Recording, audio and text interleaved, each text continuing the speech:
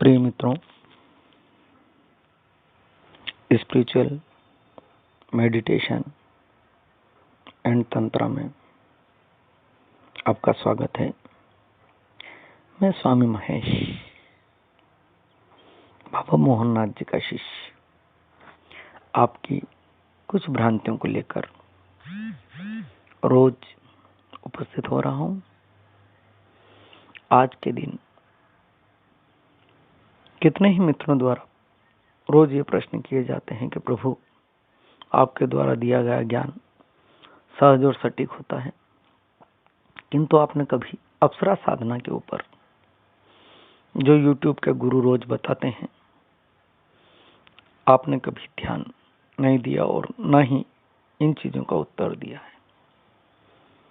मेरे मित्रों, आपके प्रश्न बिल्कुल जायज हैं और आज के भौतिक युग में जब हर गुरु व्यक्ति अप्सरा साधना की बात करता है तो स्वाभाविक चीज है कि मेरे फॉलोअर्स, मेरे हृदय से जुड़े हुए व्यक्ति भी सोचते होंगे कि ऐसा कौन सा गुरु है जो हमें भौतिक सुख सुविधाएं देने के बजाय उनसे परे रहने की सलाह देता है।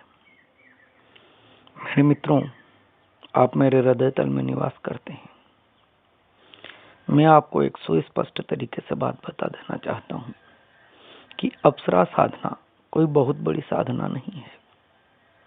आप और हम कोई भी इसे कर सकते हैं, किंतु मेरे गुरुदेव बाबा मोहननाथ जी महाराज साहब परमहंस के द्वारा सिर्फ एक बात कही गई थी कि बेटा, जिसको ध्याओगे, जिसको भजोगे, अंततो गत्वा उसी की योनि में जाओगे।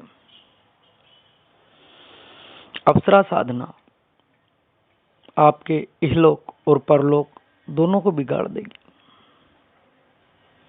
अब कुछ कहते हैं कि बाबा तुम्हें याद नहीं होगा इसलिए मूर्ख बना रहे हो। मूर्ख बनाने की बात नहीं है।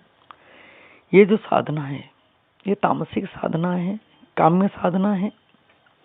और मैं जो जितने भी हम अघोर तंत्र के लोग हैं, भगवान शिव की साधना, आराधना, माता जी की साधना और आराधना की बात करते हैं, ये पैशाचिक साधनाएं हैं। ये सुख तो देती है किंतु आपकी पूरी योनि, आपके सत्कर्म सभी को नष्ट कर देती है। फिर भी आप चाहते हैं तो इसके बारे में पूरा सुनिए, मैं आपको अक्षरशः बताऊंगा। ये अप्सराएं जो है देवराज इंद्र के स्वर्ग में नृतिकाओं का काम करती है, नाच गाना करके अपना मन बहलाती है। और कुछ अप्सराएं जो है मृत्युलोक में पीपल के वृक्ष, वट के वृक्ष पर आती है और नृत्य कलोल करके चली जाती है। कुछ शास्त्रोक्त बातों में यह भी बताया गया है कि कुछ जो है थल पर रहती है और कुछ जल पर रहती है।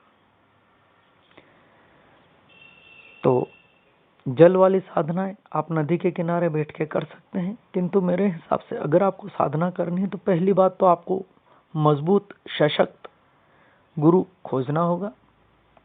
उसके बाद आपको अपने आप को 1.25 गायत्री से परिपूर्ण करना पड़ेगा।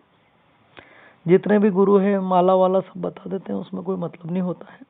आपको 1.25 गायत्री का जाप करके अपने आप को मजबूत करने के लिए करना पड़ेगा। किसी रक्षा कवच का जाप करके, अनुष्ठान करके उसको परिपूर्ण करना पड़ेगा ताकि आपकी संरक्षण हो सके। क्योंकि कोई भी दुनिया की छोटी से छोटी वस्तु भी किसी के वश में नहीं होती है।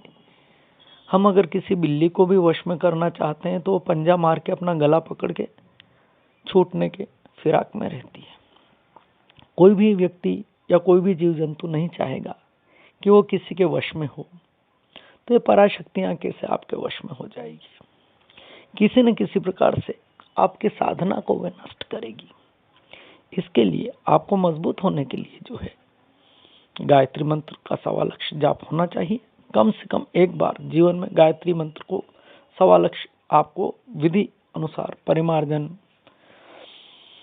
दान, पिंड, तर्पण, जितनी भी चीजें उसमें आती है वो सब करना चाहिए।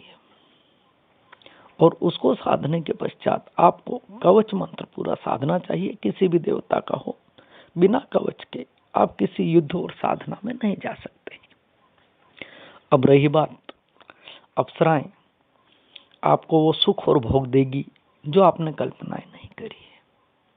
अप्सराएं या तो आपकी माँ के रूप में प्रकट होगी, या बहन के रूप में प्रकट होगी, या पत्नी के रूप में प्रकट होगी, या बेटी के रूप में प्रकट होगी। तो मेरे मित्रों, जिस दिन आपकी साधना पूरी हो जाए, 8 और 10 दिन कम से कम इस साधना में लगते हैं, माता जी आपसे वचन लेती है, तो उस समय आप जरूर ध्यान रखें कि सिर्फ माँ के रूप में ही उसका आह्वान करें। क्योंकि माँ, बच्चा कितना भी गलत हो, कितना भी उल्टा सीधा हो, माँ सिर्फ प्रेम और ममत्व देके उसकी हर बात को मानती है। अगर आप पत्नी के रूप में उसका भोग करना चाहेंगे तो आपके परिवार को नहीं, आपको सुखी तो करेगी लेकिन आपकी पत्नी को नष्ट कर देगी। और अगर बहन के रूप में आपने ध्याया है तो बहन जो लक्ष्मी के रूप में होती है, जिस दिन शादी करके जाती है आपका घर खाली करके चली जाएगी। बेटी के रूप में आपने उसे ध्याया है तो पैसा तो देगी, लेकिन जिस दिन बेटी की शादी हुई आपका पूरा घर तबाह हो जाएगा, आप निर्धन हो जाएंगे। ये कोई भी शास्त्र में जो है बैठे हुए जो गुरु ये नहीं बता पाते हैं, क्योंकि उन्हें ये मालूम ही नहीं है कि साधनाएं दरअसल होती कैसे है। वो किराए से, हाँ मैंने तो ये भी सुना है कि भैया अप्सराएं और जिन्न किराए से दे रहे हैं कुछ लोग। भैया ये कैसे संभव है? बेकार की बात है ना। आत्माएं और पराशक्तियां कभी भी किराए से नहीं जाती है, और कोई बना रहा है तो ये विचक्रॉफ्ट है, जादूगरी है, आपको मूर्ख बनाने की साधना है ना। इस पर आपको ध्यान नहीं देना है। जब आप साधना करें तो साधना के लिए बहुत ही छोटा सा उपाय है। किसी भी अश्वत्थ यानी पीपल के वृक्ष के नीचे बैठ जाए।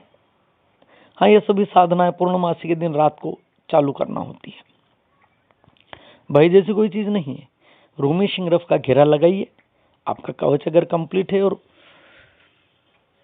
गायत्री मंत्र 1.25 लाख कंप्लीट है तो मैं नहीं मानता कि आपको ये जो है पराशक्तियां परेशान करेगी, नहीं करेगी।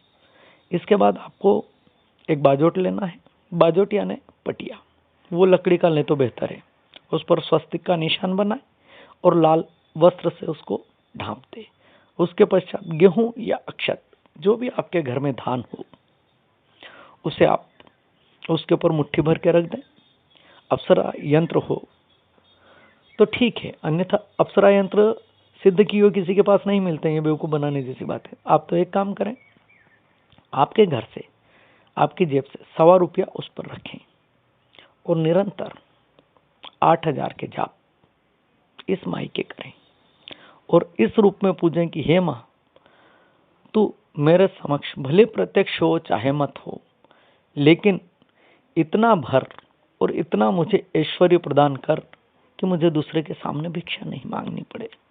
और दूसरी बात, जब कॉल करो तो एक कॉल जरूर करना कि हे मां, मेरी मृत्यु के समय जब आप मुझे लेने आए तो आपकी योनि में नहीं लेके जाएं, मेरा मोक्ष प्रदान करें। मैं आपका सेवक हूं, मैं आपका दास हूं, मैं आपका बेटा हूं। अप्सरा को कभी भी दासी पत्नी के रूप में नहीं ध्याएं, वो अपने साथ लेके चली जाएगी। आपका इहलोक और परलोक दोनों बिगड़ जाएगा। तो मेरा अनुरोध है कि जिस समय माँ आती है, भीनी भीनी मंद मंद खुशबू चारों दिशाओं में चलने लग जाती है। यह साधना बिल्कुल गुप्त है, आप मंदिर में कर सकते हैं, लेकिन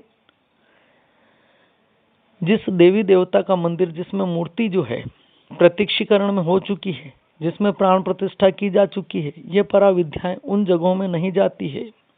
कितने ही तांत्रिक बताते हैं कि आप मंदिर में बैठ के करिए, अगर मूर्ति जागृत है तो वो शक्ति कभी भी मूर्ति या देव के समक्ष प्रस्तुत नहीं होगी। ये मेरा ध्यान रख लें, मेरा वचन है, 100% वचन है। और अगर इसको कोई चैलेंज करता है तो मुझे मेरे फोन नंबर 877-064-1717 पर शास्त्रार्थ कर सकता है। मूर्ख बनाने वाली बातें नहीं है।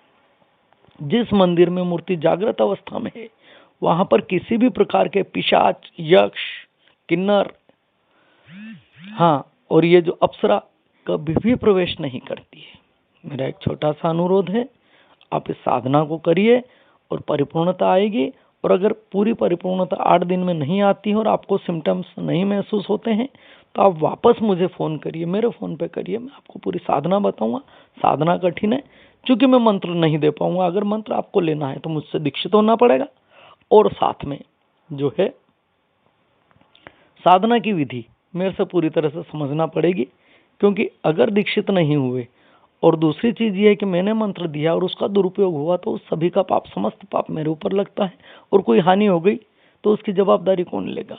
इसके लिए आप अगर ये साधना सीखना चाहते हैं, मैं अपने हिसाब से परिपूर्ण समझूंगा, उसी साधक को ये साधना दूंगा। आदेश आदेश आदेश। चैनल को लाइक, सब्सक्राइब और शेयर कीजिए ताकि जब भी हम कोई नया वीडियो डालें तो आपको उसकी नोटिफिकेशन मिलती रहे और जल्दी से जल्दी आप वीडियो सुन सकें और उसका लाभ ले सकें। अगर आपके कुछ सवाल हैं तो आप कमेंट करके हमें सवाल बता सकते हैं। हम कोशिश करेंगे कि ज़्यादा से ज़्यादा सवालों का उत्तर दे सकें।